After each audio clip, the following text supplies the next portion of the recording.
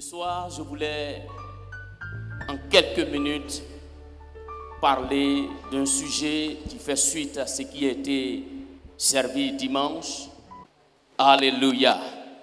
Bien-aimés frères et sœurs, sans détour, je voulais aller droit au but maintenant par rapport à ce que le Seigneur a déposé sur mon cœur pour une personne. En réalité, c'est pour une personne que je suis venu parler ce soir. Je voulais parler de dépouiller et d'anéantir l'homme fort. Répète à quelqu'un, dépouiller et anéantir l'homme fort. Chers frères et sœurs, non, asseyez-vous d'abord, asseyez-vous. Je voulais ce soir faire suite à ce qui a été apporté le dimanche, comme pour enfoncer le dernier clou dans le cercueil de l'homme fort spirituel avec vous, suite au message que nous allons, par la grâce de Dieu, donner.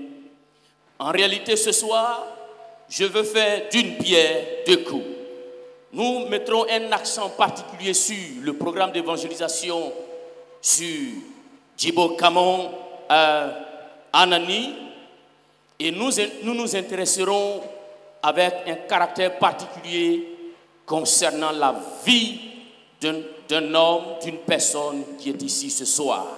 Donc, c'est d'une pierre deux coups que nous voulons faire ce soir.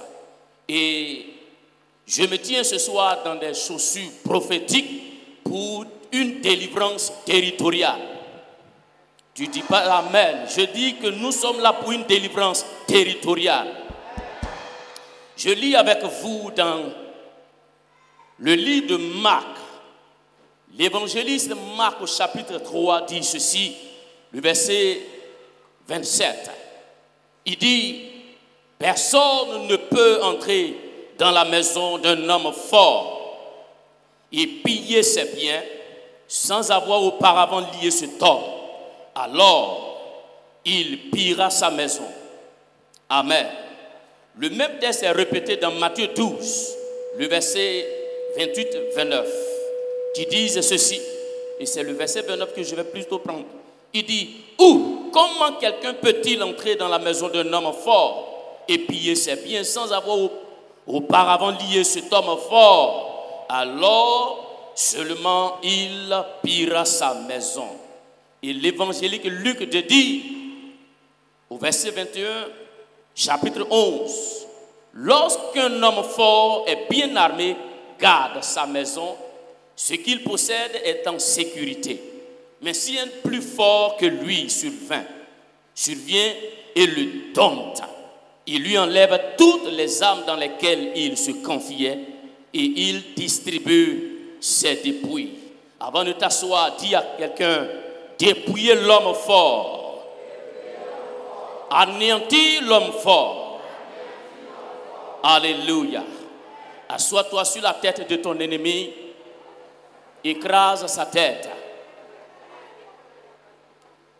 Et ce poids qui est assis sur la tête de l'ennemi, c'est un poids qui est composé du Père, du Fils et du Saint-Esprit logé en toi. Et la Bible dit que nous sommes des porteurs de Dieu. Nous sommes le temple de Dieu. Notre corps est le temple de Dieu. Et je bénis le Seigneur parce que Dieu a choisi de venir habiter dans mon corps. Bien-aimé, de venir habiter dans ton corps. Parlant de ce texte que les trois évangélistes ont cité de différentes manières, mais la pensée centrale qui se focalise sur l'homme fort. Matthieu le dit à sa façon, Luc le dit à sa façon, Marc le dit à sa façon, mais c'est une même vérité. C'est comme si on présentait un éléphant et on prend trois personnes dans l'église ce soir et puis on dit, qu'est-ce que vous remarquez sur cet éléphant? Il y a un qui dira, oh, quel est cet éléphant au beaux ivoire? Un autre va dire, waouh, quelle est cette masse qui est arrêtée? Qui peut la soulever? Une autre personne va dire, devant une telle masse, regardez le gabarit, la force incarnée par cet éléphant. Et c'est cette même histoire que trois personnes racontent sous un angle différent, mais une même vérité. Raccrochons cela maintenant ici à notre sujet que nous voulons développer. Dépouiller et anéantir l'homme fort. L'homme fort en question est un homme fort spirituel. C'est un homme fort invisible. C'est un homme fort. Il dit qu'il est d'abord équipé. Il est armé et il se confie dans des armes. Et il garde sa maison. Et dans sa maison, il y a des biens qu'il garde. Et ces biens-là, il ne veut que personne ne mette la main sur lui. En réalité, cet homme fort est la symbolique de l'ennemi. Et cet ennemi-là est sur un territoire illégal. Et il doit décamper ce soir. Dis Amen. Bien-aimés frères et sœurs, Djibo Kamon Anani n'est pas sur le territoire de Satan. Djibo Kamon Anani n'est pas le territoire du diable. La Bible dit officiellement dans le psaume 24, au verset 1, à l'Éternel la terre et tout ce qu'il a rempli. Question, est-ce que Djibo Kamon se trouve sur la terre? Est-ce que Anani se trouve sur la terre? Donc officiellement et légalement, bibliquement et prophétiquement, tout résident invisible, tout résident illégal sur le territoire de Djibo Kamon est obligé, de gré et de force, sans permission ce soir, de décamper au nom de Jésus-Christ. Et à l'instar de Djibo Kamon, Anani, qui est un territoire que Dieu, dont Dieu est le détenteur, ta vie et ma vie, nous sommes le territoire privilégié de Dieu. Mais par la force des choses, le péché a fait que l'ennemi a élu résidence dans certains compartiments de nos vies. Ainsi, s'est rendu maître de nos vies. Et nous, bien qu'enfants de Dieu, nous sommes en train de vivre une vie qui est contraire à la vie d'un vrai héritier. Il y a des héritiers dans l'église qui sont en exil, sauvés mais exilés, sauvés mais emprisonnés. Et c'est une contrariété face à l'évangile.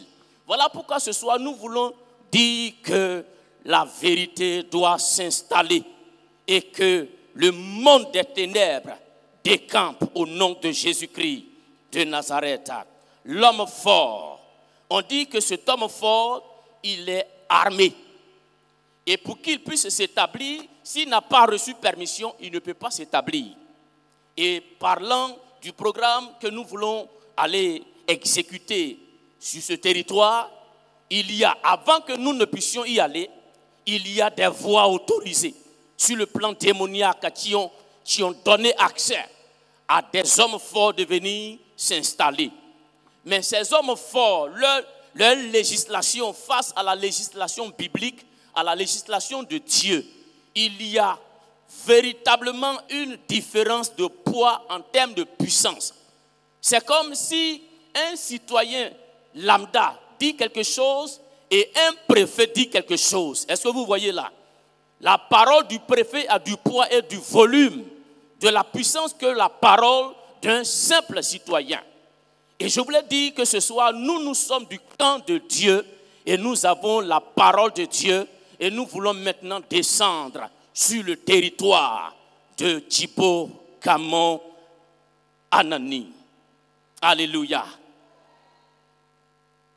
Et j'ai trouvé un autre texte pour que ça puisse maintenant s'intéresser à l'histoire, aux problèmes, aux besoins d'une personne ici. Ce que je viens de dire, ça concerne l'histoire, le programme de l'évangélisation. Mais pour que tu puisses m'écouter et être attentionné jusqu'au bout, tu es venu, tu es en train de parler seulement d'évangélisation. Depuis dimanche, évangélisation, quand même. Mais il faut quand même que je sois vivant pour que j'aille évangéliser.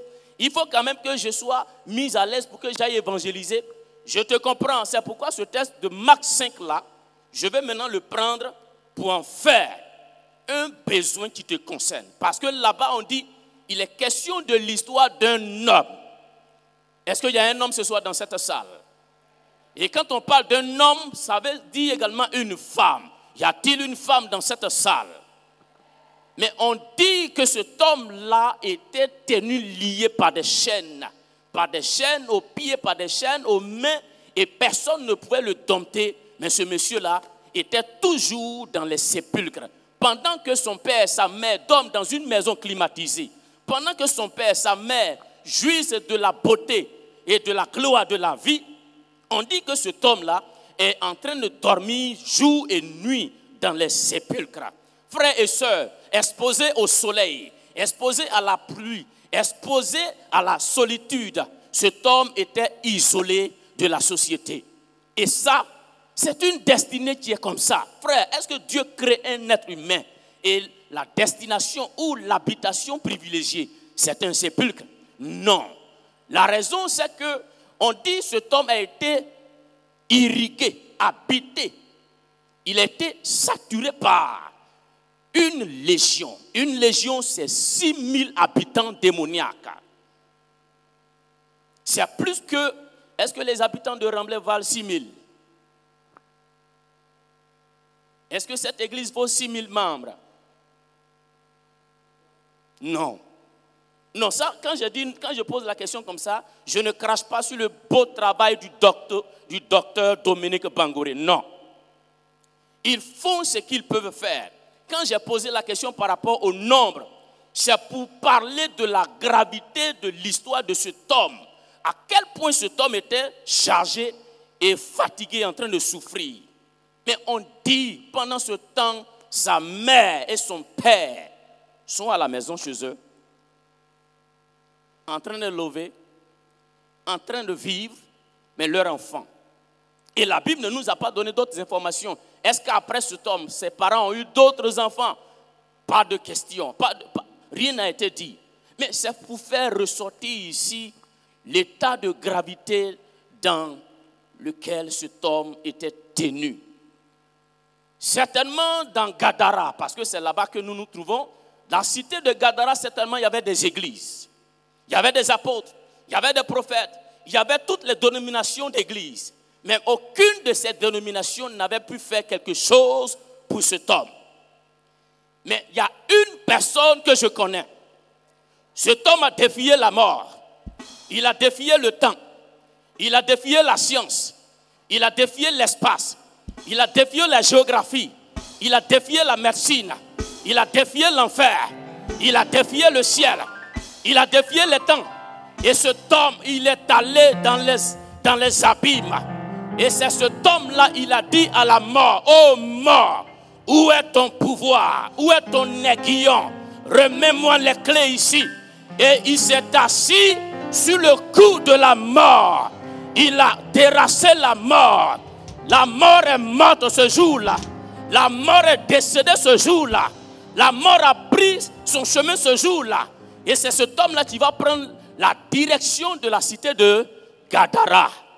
Il dit à ses apôtres, Dominique Bangoré, Fulgence Graoro, prenons la direction de Djibo-Camon Anani. Il y a quelqu'un là-bas qu'on va le délivrer. Il y a une personne là-bas qu'on va le délivrer.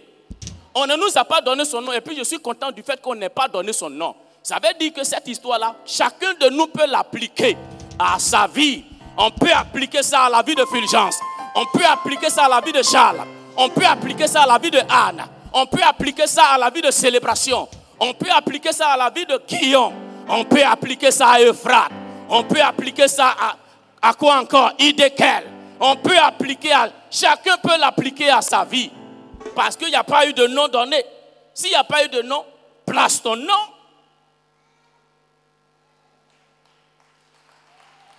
Jésus descend à Djibo-Camon Anani. Jésus descend à Gadara. Et Jésus rencontre cet homme. À distance, frère, est-ce que vous savez que avant que vous n'arriviez sur Djibo-Camon, votre nouvelle, les nouvelles de El Kabod sont déjà arrivées là-bas. Parce qu'on dit que cet homme-là, ayant vu Jésus de loin, dis avec moi de loin, dis avec moi de loin, tu transportes une présence qui est reconnue à distance. Même si tu n'as pas conscience de ça, je veux te dire, la présence que tu transportes là, elle est telle que, même à distance, on peut savoir que quelque chose arrive. À l'horizon de 2024, je vois quelque chose arriver. À l'horizon du mois d'octobre, je vois quelque chose arriver. On dit, ayant vu Jésus et cet homme habité de démons, ce n'est pas lui qui a fléchi les genoux, mais c'est les démons qui étaient en lui, qui ont reconnu l'autorité, la suprématie, la seigneurie, la gloire du Père, du Fils et du Saint-Esprit incarné en lui. Et ils ont dit, Maître.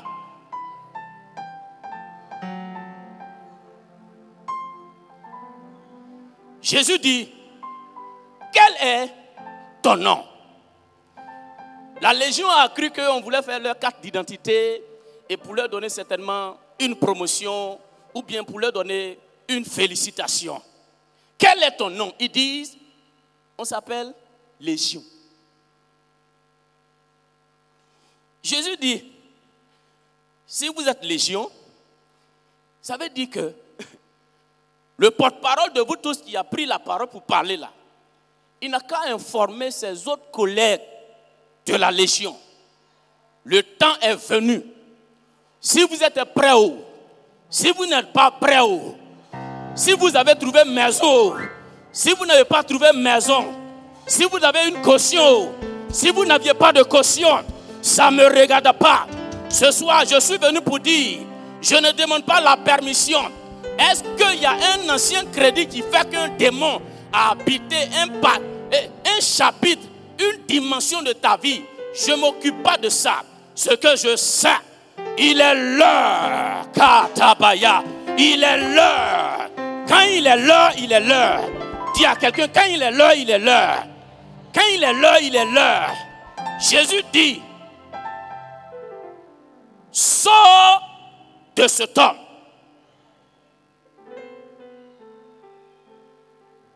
Une phrase. C'est même pas une proclamation. C'est une phrase. Frère, il suffit que Dieu fasse une phrase sur ta vie. D'abord, même quand il dit un simple mot, son mot crée un paragraphe. Le paragraphe crée un livre. Le livre crée une bibliothèque. La bibliothèque crée d'autres bibliothèques. Et ta vie, le témoignage de ta vie s'exporte. Cet homme, on dit un à un, les démons, ils ne se sont pas consultés. Le gros, le petit, le moyen, le chef des démons de la Légion, eux tous.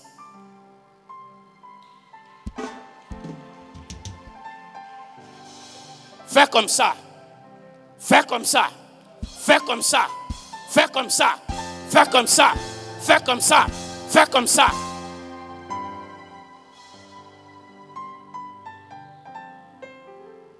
Vous voyez, si je veux 5 gars, les gars, venez, 5 personnes, Charles, venez, 5 personnes. Si par exemple, voici, ça c'est du courant.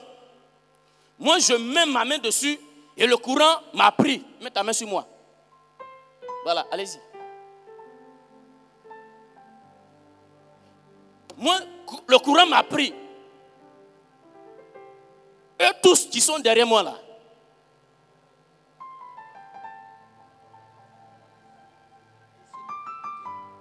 Eux tous. Dis avec moi, eux tous. Tous les membres de la légion des démons de ta parenté ce soir, par l'autorité du nom de Jésus, par la puissance de la parole, par le pouvoir de l'onction, par la puissance de l'Esprit Saint, je commande au nom de Jésus. Je commande au nom de Jésus. Je commande au nom de Jésus. Je me tiens dans la légalité divine. Je me tiens dans l'autorité de mes pères spirituels. Le révérend Kemtore Emmanuel et le docteur Dominique Bangoré. Je me tiens dans ces 2 onctions. Et je me tiens dans l'autorité de Dieu. Et je commande ce soir un habitant de Gadara, une Gadarenienne, un Gadarénien qui est ici ce soir, qui m'entend, je proclame au nom de Jésus-Christ de Nazareth, Délivrance territoriale. Délivrance territoriale. Délivrance territoriale. Délivrance territoriale. Délivrance territoriale. Attends, je vais t'expliquer. Papa, quand j'ai approché ce texte, quand on dit légion, Dieu m'a dit c'est comme un gouvernement. Dans un gouvernement, il y a plusieurs ministères. Et les ministères, chacun est spécialisé dans un domaine. Exactement dans la vie de ce monsieur, tous les domaines de la vie de ce monsieur, il y avait des démons affectés à chaque département de sa vie. Le département de sa vie, santé. Parce que de la même manière, dans un gouvernement, il y a un ministère de la santé. Ministère des Affaires étrangères. C'est-à-dire que ce monsieur-là, il est cantonné à rester sur place et ne jamais évoluer. Je suis là ce soir. S'il y a une personne ici dont la destinée se trouve à l'étranger, mais la personne est cantonnée dans Gadara, je suis venu dire, porte de Gadara, élève tes lentos, et mato broseka. Maintenant, j'ordonne au nom de Jésus. Et là, il y a un autre couloir, le couloir de ses relations. On dit le monsieur là, il habitait au cimetière. C'est qui va avoir amitié avec lui? C'est qui va devenir le fiancé d'un tel homme? Vous comprenez pourquoi maintenant? Légion. Donc, pour dire que chaque domaine au millimètre près de la vie de cet homme avait été confié par Satan à un démon qui était spécialisé dans un domaine. Pour dire, arrange-toi que ce monsieur ou cette jeune fille n'échappe nullement. C'est pourquoi son histoire est restée longtemps et cette personne n'a pu être libérée. Il a fallu Jésus de Nazareth. Il a fallu Jésus de Nazareth. Et cet homme fort qui habitait cet homme, ce jour-là, a été... Maison coûte cher à Abidjan, hein? Mais est-ce que tu sais que tu coûtes plus cher que la plus chère des maisons d'Abidjan? Maison coûte cher à Abidjan. Le démon là n'a même pas allé résider dans le quartier résidentiel de Gadara. La légion n'est même pas allée résider dans le quartier luxueux de Gadara. La légion a identifié un être humain créé à l'image de Dieu. Au fait, ce n'était pas une opprobre seulement pour ses parents, mais c'était une insulte à Dieu. Et Dieu sait faire son propre palabre. Dieu sait se défendre. Moi, je ne prends pas la défense de Dieu. Je n'ai pas onction pour défendre Dieu, mais j'ai onction pour être son témoin, pour être son disciple. Et voilà pourquoi Dieu a envoyé son fils. Il dit fils.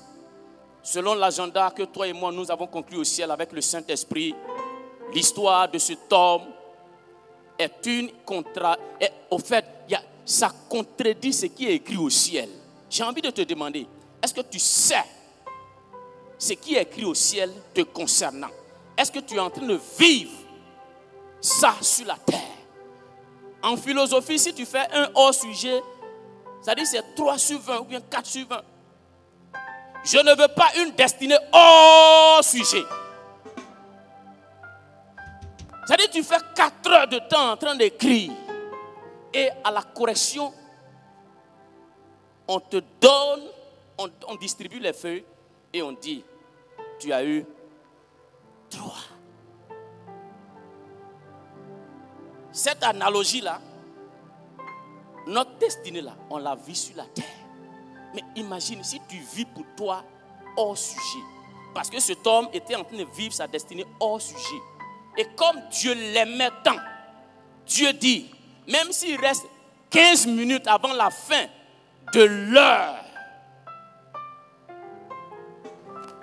Quand tu connais, même en 15 minutes, ce qu'on peut traiter en 3 heures, tu fais ça vite, vite. Et le maître de tout le ciel, qui connaît tout, il envoie son fils. Dis-moi si Jésus traite un exercice, est-ce que lui peut faire une faute dedans? Jésus vient et puis il dit au gars, allez, voilà le pétrole.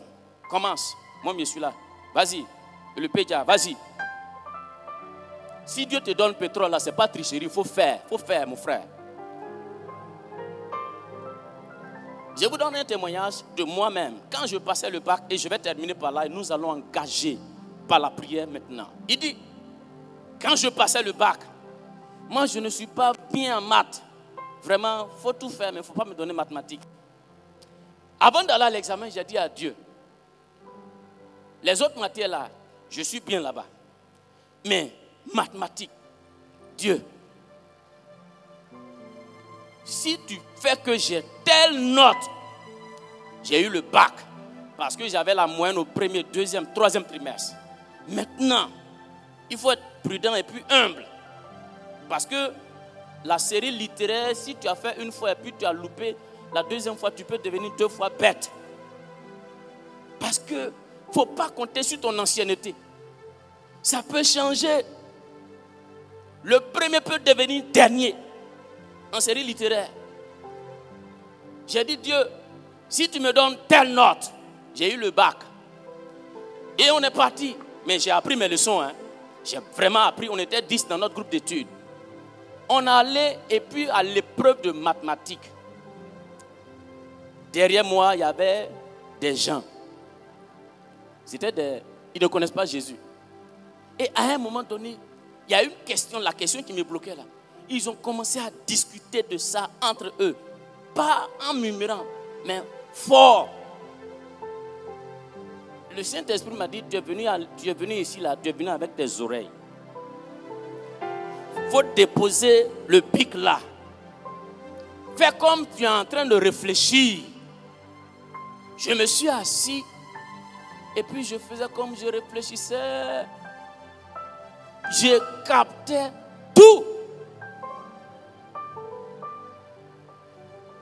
Il dit, prends ton intercalaire, ta feuille de brouillon. Tout ce qu'ils disent là, il faut écrire sur ta feuille de brouillon d'abord. J'ai écrit exactement tout ce qu'ils ont fini. Au fait, c'est comme Dieu a organisé ce débat-là, c'était pour moi. Frère, il y a des choses que Dieu organise pour ton bien. Oui, je te dis, Dieu a organisé ça pour moi. C'est-à-dire qu'il y avait comme parmi eux là, il y avait comme quelqu'un qui jouait le rôle de prof. Et il expliquait aux gens pourquoi lui défend que ça là, c'est la vraie réponse. Et finalement, il les a convaincus et c'était vrai. Mais dans mon cœur, au-dedans, je ne connaissais pas la réponse. Mais après ce qu'ils ont dit là, il y avait une paix qui a été déposée dans mon cœur. Il dit, mon frère, ce qu'ils ont dit là, prends, tu vas reporter, c'est vrai. J'ai écrit. Est-ce que tu sais ce qui s'est passé, frère? Exactement la note que j'ai demandé à Dieu. Que si j'ai ça, j'ai eu le bac là. Sans la réponse à la question sur laquelle il discutait là, je n'allais pas avoir ce point. Et Dieu a permis que c'est sur ça qu'ils ont débattu. Ils ont trouvé la réponse que moi aussi j'ai trouvée chez eux, que j'ai reporté, que le correcteur dit que c'est juste. Et puis, j'ai eu le bac. Frère, je suis en train de dire que si Dieu opère dans ta vie, il n'y a pas de faute. C'est-à-dire, tu peux penser que c'est pas bien. Je sais que toutes choses, les bonnes comme les mauvaises, concourent au bien de ceux qui aiment Dieu. Je vais parler maintenant contre les hommes forts de la maison de ton Père. Tiens-toi debout. Je déclare ce soir dans le nom puissant de Jésus-Christ de Nazareth. Je proclame que ce soir-là, tout homme fort qui réside à Djibo Kamon Anani, depuis des décennies, depuis des temps en arrière, spirituellement par l'autorisation d'une voix d'un homme, ce soir dans le nom puissant de Jésus-Christ, nous faisons une descente avec les anges. Nous faisons une descente avec le Saint-Esprit. Nous faisons une descente avec le sang de Jésus. Et nous proclamons maintenant perquisition